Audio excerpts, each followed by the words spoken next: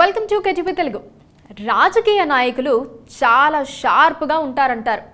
ఏ ఉపద్రవాన్నైనా క్షణాల్లో కనిపెట్టేసి ముందస్తు వ్యూహాలు రచిస్తారంటారు. అవసరాన్ని బట్టి ప్లేటు ఫిరాయించేస్తారంటారు. టైం బాగుండాలే కానీ ప్రపంచాన్ని ఏలేస్తామంటారు.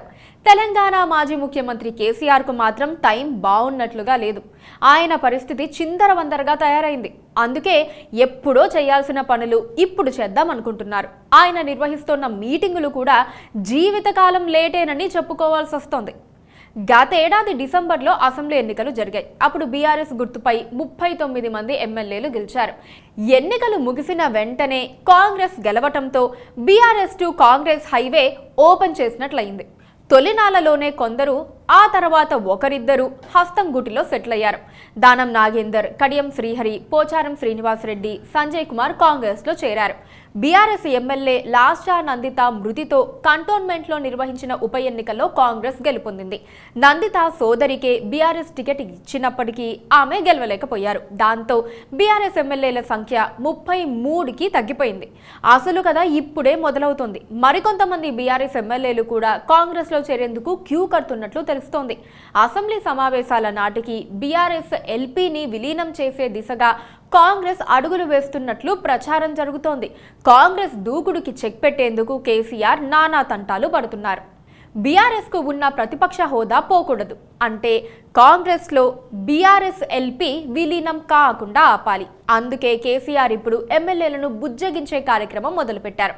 ఎన్నడూ తమ పార్టీ వారి మొహం చూడని గులాబీ బాస్ ఇప్పుడు వరుస మీటింగ్లతో వారికి టచ్లో ఉండే ప్రయత్నం చేస్తున్నారు.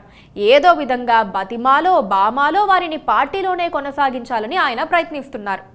కేసీఆర్ అధికారంలో ఉన్నప్పుడు ఆయన అధికారిక నివాసం ప్రగతి భవన్ గడప తొక్కేందుకు కూడా బీఆర్ఎస్ నేతలు శ్రేణులు భయపడేవారు. అక్కడి దాకా వెళ్లినా లోపలికి వెళ్లేందుకు పర్మిషన్ ఉండేది కాదు. కేసీఆర్ ఎర్రవెల్లి ఫామ్ హౌస్ విషయంలోనూ అదే సీన్ కనిపించేది. చాలా మంది ఫామ్ హౌస్ ను బయట నుంచే చూసి వచ్చేసేవారు.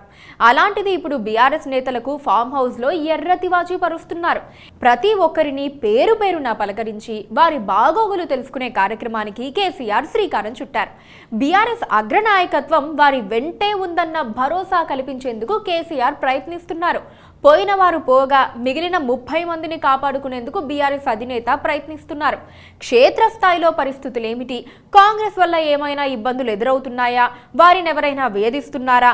కాంగ్రెస్లో చేరాలని ఎవరైనా ఒత్తిడి తెస్తున్నారా? లాంటి ప్రశ్నలతో ఎమ్మెల్యేలు ఎమ్మెల్సీల నుంచి సమాచారం రాబడుతున్నారు. మీకేం భయం వద్దు, నేనున్నాను అని భరోసా ఇచ్చేందుకు కేసీఆర్ ప్రయత్నిస్తున్నారు.